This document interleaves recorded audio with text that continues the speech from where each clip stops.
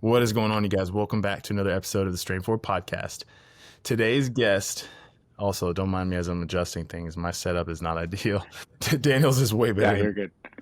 um today's guest, we met on Instagram virtually, right? This is actually our first time having a conversation. We tried to line up a podcast a few weeks ago. We had to reschedule due to me. But he's on and he's going to share. You guys know I like to have people share their stories and go what they've been through and how they've grown. I feel like that's the most impactful thing. And just in the brief little bit he shared with me like 30 seconds ago, I can already tell this is going to be really good. So I'm super excited for him to share that. But let's just start super easy. Dan, just tell people like a little bit like who you are, kind of what you do, where you're at. Give them a little intro. And then let's talk about what we were starting to talk about just a minute ago. Yeah, absolutely. Thanks, Kyle. Yeah. Yeah, my name's Daniel. I am a husband and father. I've been married for 12 years, and I have three incredible kids, 10, 8, and 3. So they're just a lot of fun, and life's really busy right now. Chaos. I work in communications at a university, and I'm just loving life right now. Just we transitioned here a couple months ago, so just things are new, but we are just jumping into life. We love to adventure as a family, so just learning about our new city and just enjoying it and having a great time. That's awesome. I do personal training on the side as well. It's a passion of mine, so yeah, it's kind of my side hustle. Just love walking alongside people in their journey to be healthier. That's great, dude. You're in communications. So like, Yeah, so what does that look like? I'm yeah, curious. yeah, absolutely. So it's a communications and marketing role. So I handle digital communication, so email, digital signage, social media. I handle print media as well. Really, and just helping us as a department communicate stories well. We do a lot of recruitment for leaders and in different areas, and so just telling good stories so people know what we do, know the impact of what we're doing. And I'm a story guy, so it like fires me up to hear people talk about the impact of what we do, so I can share that with other people. So storytelling and just really making sure that everything we put out there has consistent voice, consistent look, and is just done with excellence. Yeah. It's crazy because storytelling, there's an Yeah. actual art to it. It's not like Hmm. it's not like you just tell a story. Like there is an actual like Right. way to do it correctly that like kind of lets keeps the audience engaged and they want to keep listening. Like I never Uh-huh. realized that with storytelling. I didn't Yeah. know that was a thing. Yeah. Yeah, Yeah. that's For awesome, dude. sure. Yeah. And I mean, I love it. So, That's great, man. That's something I'm trying to do with my social media is get better with like storytelling because people they connect with the story. Like people connect better through story. I feel like than just like facts and figures. yeah, absolutely. Absolutely. If they can see themselves in a story, then they're hooked. Yep. Well, dude, let's dive in because you were telling me before. Here, I'm gonna ask a question and I'm gonna let you. I'm just gonna ask a deep question right off the bat. Okay, so what you said Yeah. beforehand is you weren't the husband you needed to be, and that's a statement. That's a look in the mirror. You're willing to take accountability statement. So like, Yeah. what did that look like for you practically? Like, what things were you doing or not doing in that time and season of your life that led you to feel like that? Yeah. Yeah. I think well, I know that in that time, there was a lot of plates that were spinning, and I was taking care of a lot of things. Starting a new job, we're in a new city, taking care of parents that had various things, a parent that was living with us, um, a wife that was newly pregnant with our third, and there's all these plates spinning. And I thought that if I was coming home from work and I was taking care of dinner and I was taking care of all these details, that I was doing what I needed to do to be a good husband. Mm. I thought, okay, I'm doing it. I'm caring for my family. I'm taking care of them, right? Um, and the reality is that um, yes, I was taking care of details that she didn't have to take care of, but I was not connecting with her. Mm. We were in the trenches together, and I was over here closed off because I was trying to do everything on my own. And I wasn't willing to share that I was drowning, that I was burning out, that I was crushed under the weight of everybody's expectations on me. Um, Yeah. and so, because of that, I wasn't communicating with her. And I also wasn't looking at her expectations above everybody else's. I was trying to do all of them. So, everybody's was at the same level. And the reality is that my wife and my kids need to be up here. And so, because of that, I was failing them as a husband and a father. Yeah. So was it challenging because you say not connecting? Did you find it hard to like emotionally connect, like just sit down and just be like, hey, like how are you, like how are you doing, like really like see into her heart where she's at, like that sort of being able to connect. Yeah, absolutely. I was failing to ask her that, and I was failing to be open about where I was. Mm-hmm. And so she didn't know what I was feeling, um, and I didn't know what she was feeling. And so we were just existing, and we were surviving and doing what we both thought we could or needed to do. Um, and so what that meant was that we were just kind of parallel, just Yeah, in this stream together. like roommates. And she was, yeah, exactly. She was circling the wagons around the kids. You know, she's mama bear and she's protecting her kids and helping them have childhood and normalcy in the midst of our lives being so uncertain. Yeah. And I'm over here taking care of all these things. Um, and we, at the end of that, and uh, when we got into a different season of a newborn and things like that, just looking back, we just realized that um, we would have been so much healthier on the other side if we had communicated, if we had sat down, if and really, that's on me as the husband, as the leader.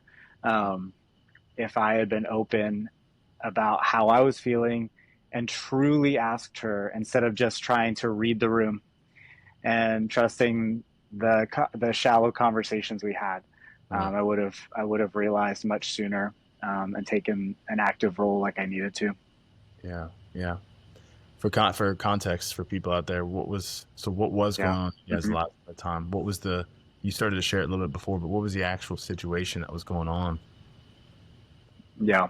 We I took a new job and we moved to another city, and so um, I moved first to get started with work. She stayed behind to pack up the house. Movers came. We moved into a new house, and my mom came at the same time to move into a different house.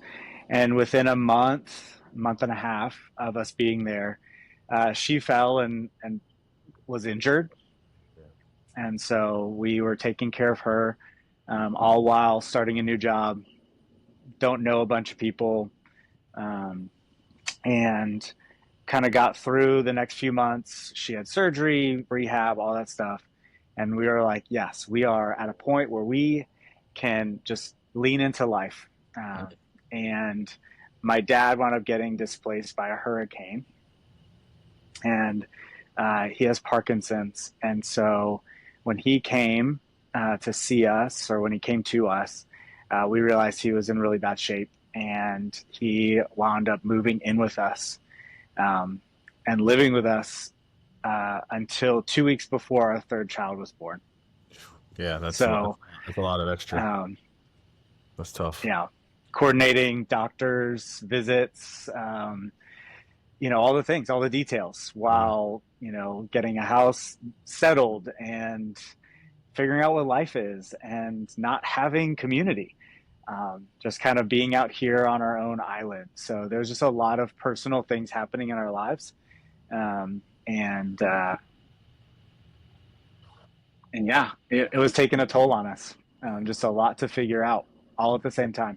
What's up, you guys? Quick interruption to the video. If you've ever found yourself wondering what supplements, what products to use, trying to do a ton of research on this, that, and the other, and you just find yourself overwhelmed, I want to help you cut through the BS. Go through the links in my description of this YouTube video and all my other YouTube videos.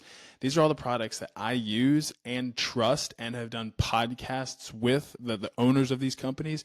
Because I understand how hard it is to understand what to use, when to use it, how to use it, the whole thing. So if you go to the description in this video, you're going to see a list of a bunch of different things, from red light therapy, organ meats, organ meat seasoning, water filters, air filters, whatever. If anything in there piques your interest, click on that link, go to their website, and at least check it out.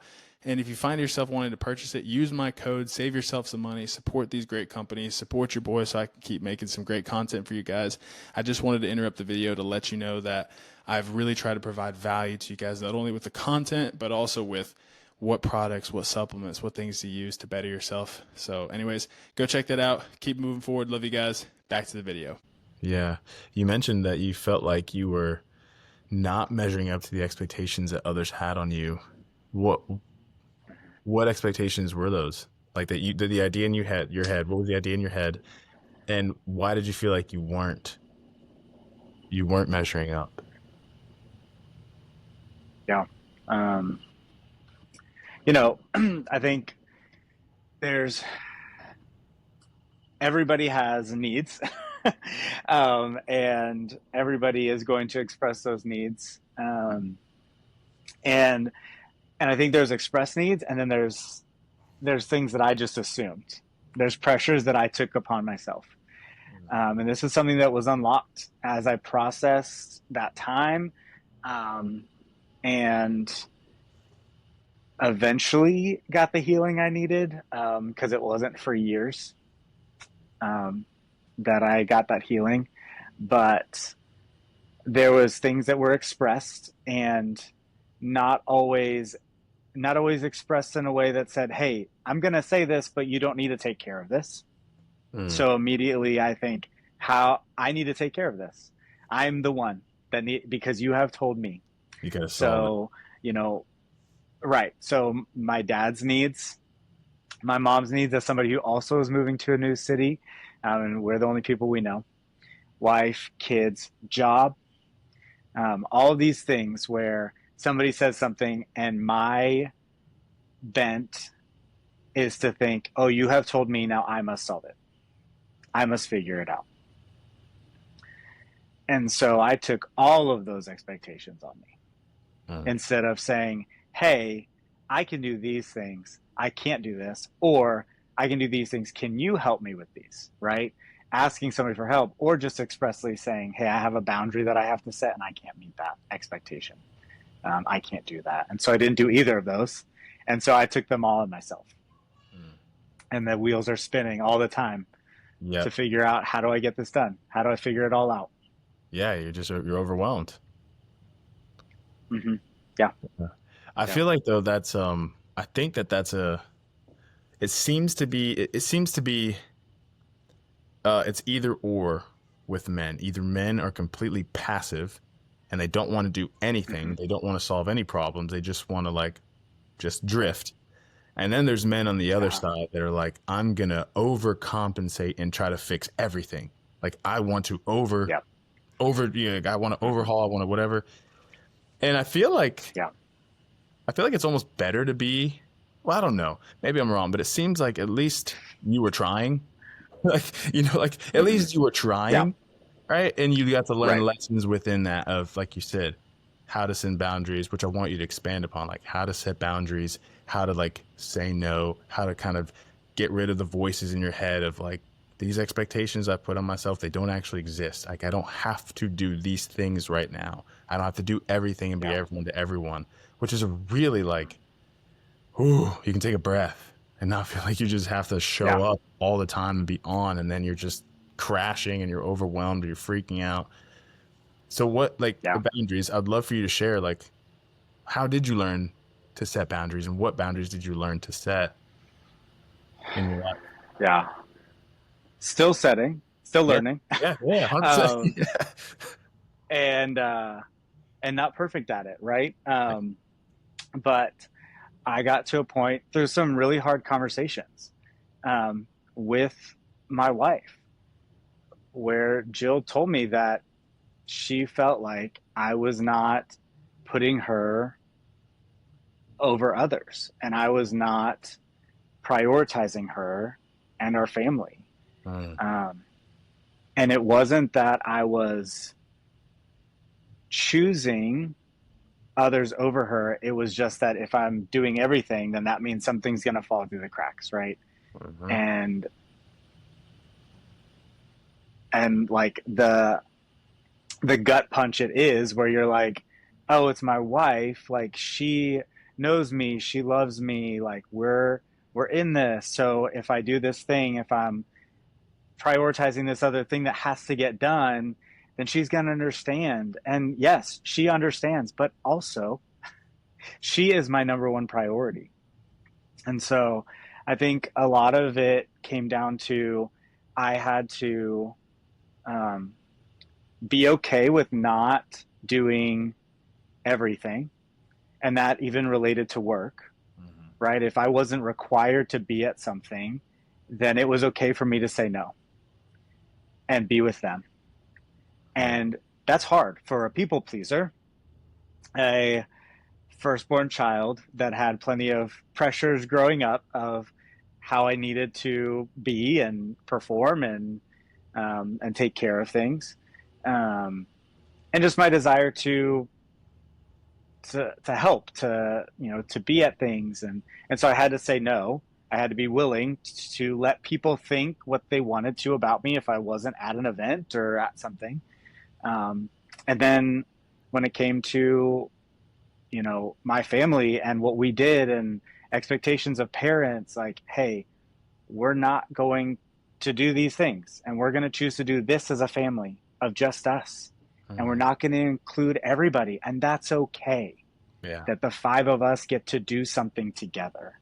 And so setting those boundaries and not feeling like I needed to always have an invitation ready for somebody, and be okay with them being upset that they weren't invited to something, was a huge thing that I had to learn, Mm. and still hits me sometimes. Yeah. Yeah. Learning to say no is really tough. It can be really tough because you feel Yeah. you, at least for me, like I don't like the feeling of rejection. So then when you think Oh, you're yeah. rejecting someone else, you're like, oh, I don't want to make them feel like that though. Like I care about them. Hmm. But you do at some Right. point have to prioritize your own sanity and your own mental health and your relationship above their feelings, which kind of, it sounds like when you say it out loud, you're like, Yeah. I think I'm being a dickhead, but you're not. Like you have to Right. make the Right. choice. Yeah. Yeah. Yeah. And what I learned in the last year was that if I am doing something in the hopes that somebody will respond differently, I'm trying to control their response, and I can't do that. Hmm. That is not up to me. Yeah. That is up to them. How they respond is up to them, and I am responsible for how I act and what I do, and I need to make sure that I'm doing the right thing. Yeah. I want to ask you too. You mentioned that you had to process some trauma. Mhm. Are you, what traumas were those? If it's something that you feel comfortable sharing, because I'm curious, because I imagine it's probably something you carried from the past, maybe something from childhood. That's usually what it Mhm. is for most people, right? Like I'm still working through traumas in my Yeah. life, Yeah. childhood, things like that. So Yeah. I'm curious, Mhm. did that play a role, and did you have to kind of go back in and Mhm. like kind of relive it, but understand it better and have a different perspective on like that whole thing? Yeah. Yeah. I yeah, I it was about a year after, like, so we moved in April. It was a May of the next year. Mm, We did an assessment for work, and our we rated ourselves on a bunch of things, and then our peers rated us. And so we got this assessment back, and um, one of the things that came out was that I'm very self-critical. That was one of the things I rated high on. Great, right? is that I'm self-critical. And in the conversation with a coach about that, and thinking about the last year and kind of where I was at in this, um, I'd gotten to a point where I was very paralyzed by fear of failure Uh, because I had taken all these expectations and not done it perfectly. And so there's this fear of failure. And so in my job, I'm trying to do new things, but I'm paralyzed by taking a step forward because what if it fails? And I had to unpack um, childhood trauma uh, of expectations to perform, being the firstborn, older child of parents who divorced when I was in elementary school, yeah. and well-meaning adults so often will say, "Well, you're the man of the house now," you Mm, know, and they say these things, and you don't realize yeah. in the moment as a kid the pressure that has now been placed on you, and you realize later, like, that's not a role that I am supposed to play as a fifth grader, a sixth grader. I am not the man of the house. I am the male in the house, but I am not the male, right? I am not head of household. I am not called to take care of all these things. And Right. so from then on, and even just the pressure to do well in school always was on me, even before parents divorced. That was just the expectation. And so just those pressures to perform well, to not fail. Um, I mean, I look back at childhood and see how it came out in hiding bad grades for school because I was afraid of the response. And so even in life as an adult, like fear of failure was a huge deal, and something that I had to face, and something that came up in that self criticism that, hey, I want to do this, and then the voice says, you're not good enough to do this. You're gonna fail. You don't have good ideas, or you don't have what it takes to do it. So you've got imposter syndrome coming in. Mhm. And then I also had to process previous work trauma, previous jobs where um, I was in roles where I was tasked with something to do something new, put in the work, put in the heart, and then the pushback from other people and the lack of support from leadership really made it hard for me to take risks Yeah. and to do new things in work. Um, and so that trauma came out as well, that I was not expecting in this conversation with somebody who was literally a stranger 10 minutes before. Mhm. Um, and I'm just like, wow, okay, this is a lot that I just is bubbling up to the surface in Mhm. the midst of all this. Yeah. Yeah, that whole man of the house thing, I can really relate to that. My parents had a strained relationship. Truthfully, I think they got divorced, remarried, divorced again. It was the point where I was like, I'm not even paying attention. I'm just gonna go. I want to play Yeah, sports and do my own thing. Right? It was a mess. Uh, right, right. but now that when you said that, it triggered me. I was like, oh man, Yeah, I think I have some unprocessed trauma with that too. Of you're the man of the house now, and it's like that is a lot of pressure because and I remember hearing it and thinking, yeah, you're right. I am. I'm the man of the right, house. right. And then doing nothing different. Like I'm just a kid living life, like going to play sports and doing things. And then I'm like, now that I think back, I'm like, that is really confusing. And it is very well intentioned. It's very well intentioned. Yeah, Like it's a call to, you gotta step up. But like, I don't know. Like that's kind of messy. That gets a little blurry there. It kind of muddies the waters. It's like you're a yeah, kid, dude. You're yeah. a kid. Go Right. be a kid. Exactly. That's heavy stuff, man. Yeah. Wow. And I can see how with my own kids,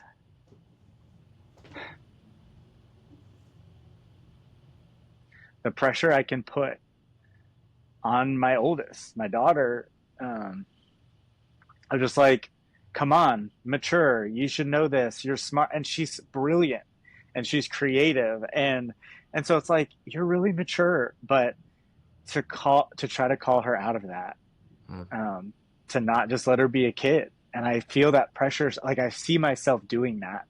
Um, and I have to catch myself or apologize or process later and be like, man, like you didn't handle that well. And so I still see that in me as that kid who had to step up, like calling her to step, and she doesn't have to, right?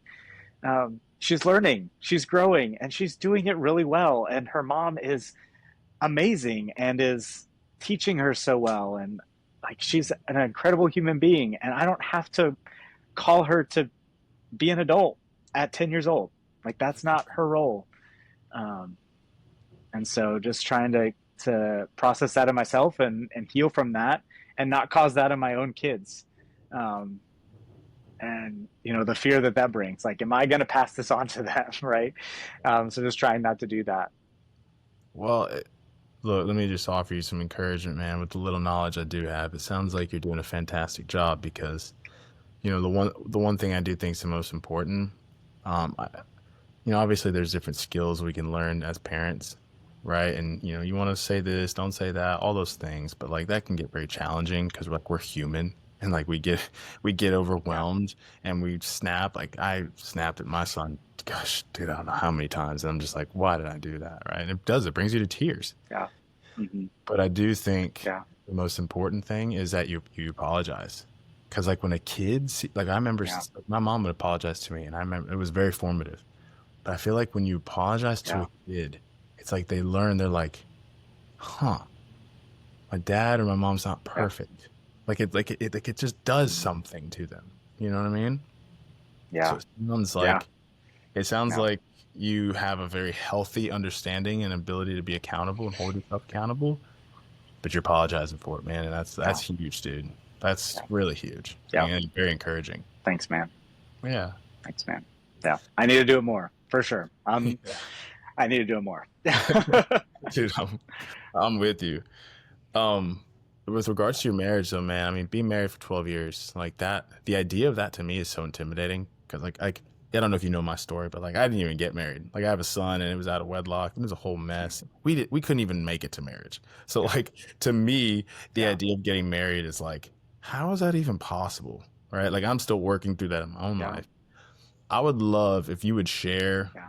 if for nobody else, to share it with me like, what were some practical things you did once you had those hard conversations with your wife and you guys kind of came to Yeah. that point where it was like, okay, I need to make some changes.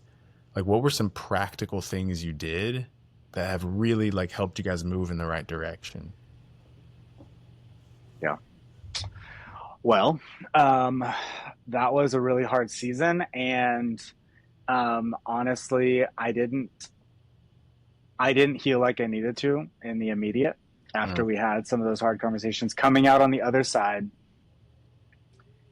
2022, our third is born, and that was another chapter of newborn life again after we had two older kids.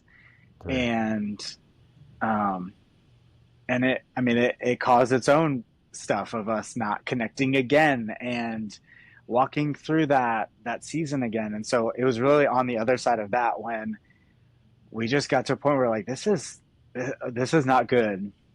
And it was her coming to me Mm, and being very honest. And I didn't respond well. Um, I shut down. In those conversations, I would just kind of stare blankly forward because she was right. Right? It wasn't because she was wrong. She was right, and it was a gut punch. And so I thought I was making more effort after that, but all the while I still wasn't healing. I went to counseling a couple times and then stopped. mhm. And so all this stuff was still living inside me that I was not processing. And um, and she was so gracious. She was so patient. Mm, She prayed for me. loved me. Um, it's just incredible. She is incredible. And I cannot speak more highly of her. Um, and it wasn't until about a year ago that um, God just took me to the mat and stripped so much away. And it was him and it was her that was left. And the grace that she showed me when I was just laid bare. Um, I mean, it's the grace that God has for us. Like, that is literally the only way to explain it. Yeah. And so it was in those moments following that, as I was walking in grace, that things changed, because I wasn't healed and I was carrying it and it was only getting worse. And I was trying to put band-aids on it. Um, I was seeking voices that basically told me that everything I had gone through was what made it okay, that I was a shell of a man, that I was not the husband and father I needed to be, that I was not doing what I needed to do. And though, like, well-meaning or ill-intentioned, because there are both of those, right? There's both of those people in my life, right? People that wanted to encourage, but then people who did not have my best interests at heart. Yeah.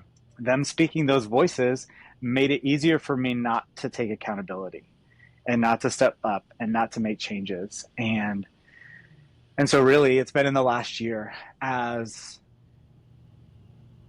I've been shown grace and shown that, like, you're not perfect, Daniel, and you're not going to be, and failure is okay as long as we don't stay there, and we learn and we move and we process and all those things. That I went to counseling. We went to counseling together, and I went separate, and really processed, like, okay, these are the things that led to where I'm at now.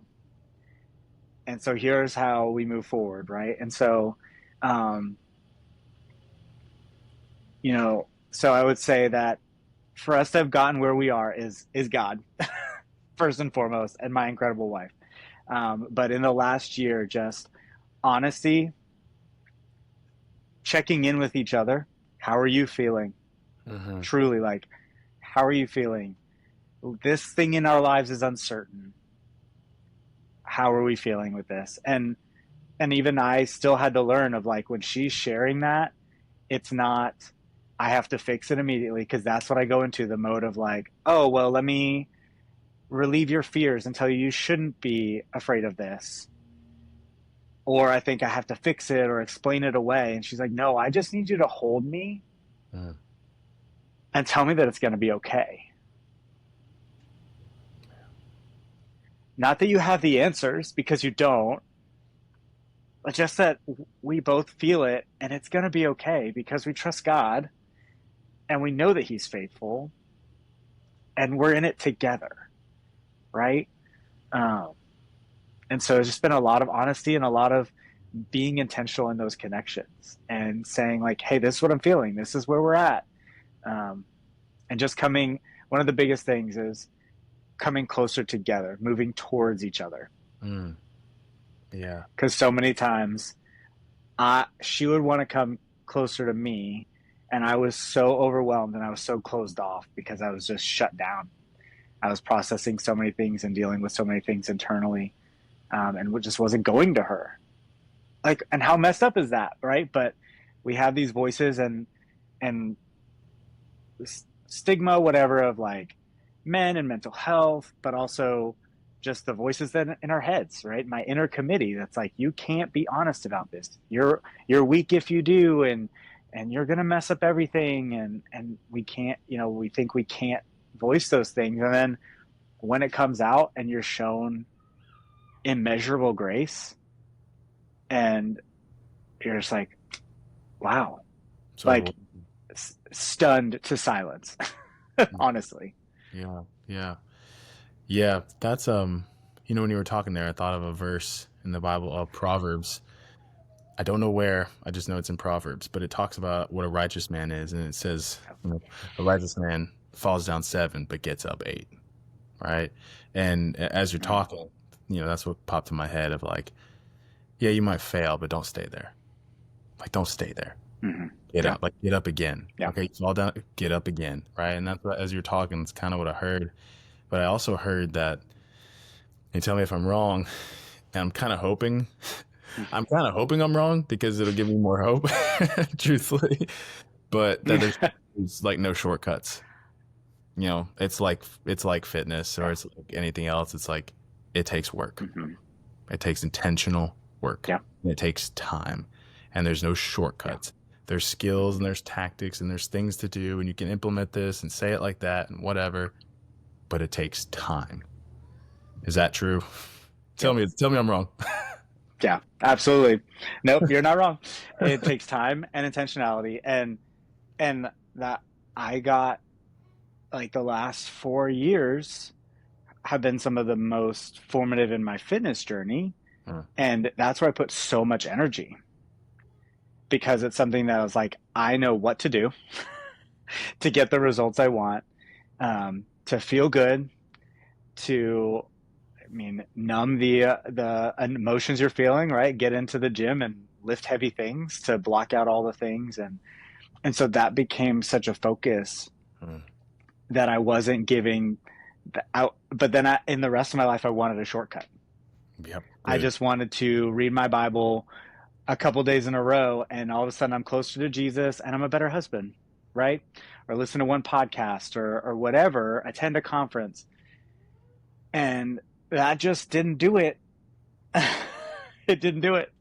And it's the intentional day-to-day drawing close, leaning in, facing the hard things, being honest with yourself. Self-awareness. I've had a lot of it in the last year, and I prescribe it to everybody. It's hard, but it's needed. Some self-awareness on all of our parts would be amazing. Yeah, it's work, it's time. So sorry, I couldn't prove you wrong, but I can say that it's so worth it. Yeah, yeah. No, man, it makes sense, right? I feel like that's so relatable for a lot of people out there. Is we in certain parts of our lives, like I feel like for a lot of people, there are certain areas of life where you're really good. And someone asks you, hey, how did you get really good at that? And the answer is always, well, I've been doing this for a long time. I've learned this. And it's always, it took time and work and intentionality. But for whatever reason, our brains cannot comprehend the fact that it's going to be the same thing in every other area of your life. Like we just want the shortcut. Yes. We know it's actually not possible because we've seen ourselves live out that it's not possible in another area. And it's so like, yes. Oh, you get so frustrated with yourself, but man, yeah, it just takes effort. That's it. Just takes effort. There's no other answer. Yeah. Effort. Yeah. It's gonna take time. You gotta keep going. Yep. What did and making mistakes. Yeah, and being okay with it, right? Being okay with the mistakes. Like, okay, I made a mistake. I messed up. Let's keep going. You you also you mentioned that you were laid bare. That was what you said. That was your word. I was laid bare. Yeah. Did something happen? Like were you fired from a job? Like a moment where it was just like all the pieces crumbled. And you don't have, look, again, I told you before, if it's something you don't want to share, you don't have to. But I am curious, was there that moment where it was like, this is my rock bottom? Like I'm pretty low right now. Yeah. Yeah. I don't want to share all the details. Yeah. It's a story that I want to tell. It's just where, it's like when it's the right time, then, it'll be shared. So there was a time where it was a rock bottom moment for me. Yeah. And I realized I could not outrun like I could not outrun God, Mm. and I could not outrun who I was and who I was failing to be. Um, and so, I just say that God took me to the mat and he said, "You've been running. You need to stop. And here is grace for you to be who you're supposed to be and step into what I've called you to."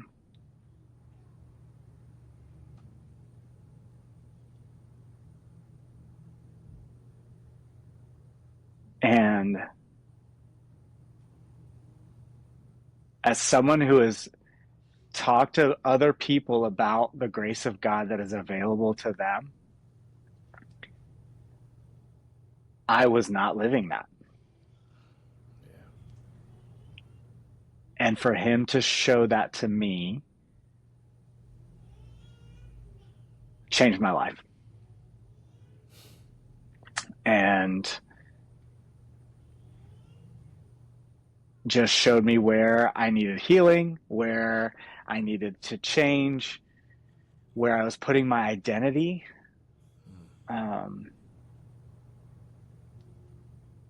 And so the last year has been one of the hardest years, but also one of the most beautiful years. To have the things that you let be your identity not be what you can fall back on. To have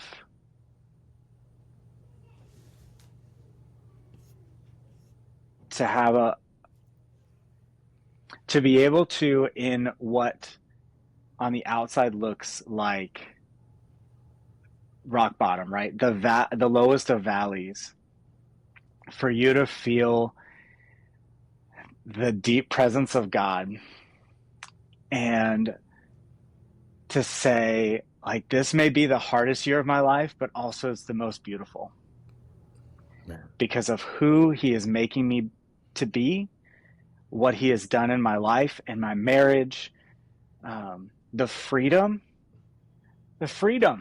that is found in him. To be known fully and loved fully is just the greatest freedom and the greatest thing to experience. And to truly surrender to him and trust him and see him say, you have given me everything. You have surrendered it to me. Watch me go to town. Watch me do my thing.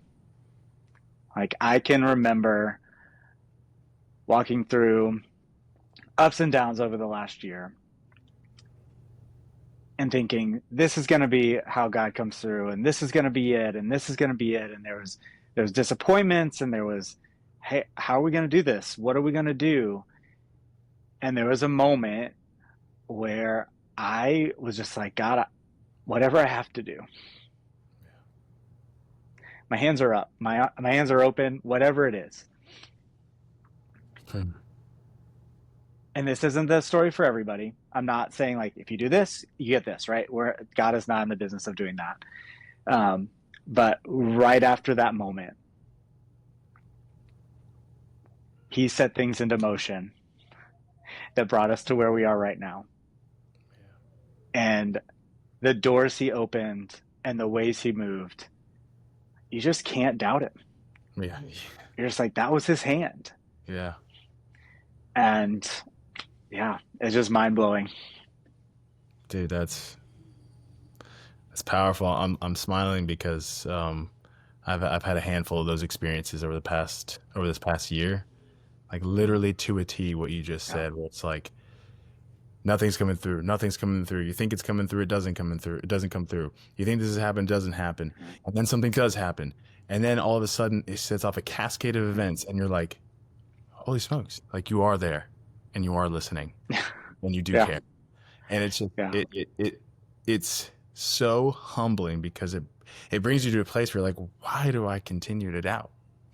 Why do you get frustrated with your own Right. human nature? You're like, why do I continue to just like, oh, I'm good, God, I got it. Let me go do this over here. I'll be back when I'm Yeah. done.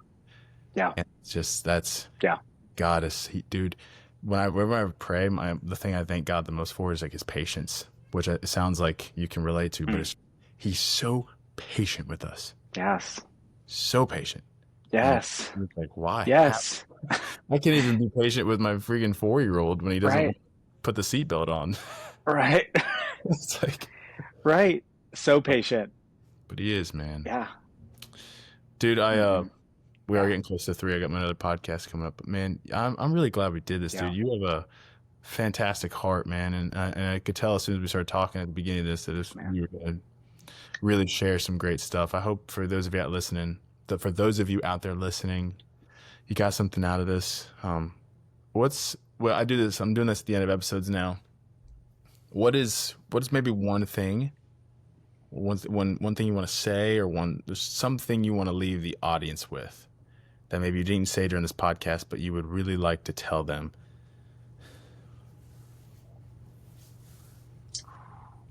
I know, right? No pressure. Mm. Yeah. I'm just trying to think, like, this last year has just ignited such a fire in my own heart, and I need to be better about I'm trying to work to be better about sharing this even on my own account, of just these things that I want to scream at men to step up in their own lives, right? To step up for their families. And so I think that yeah, here we go. This is the thing that I want to shout at so many people.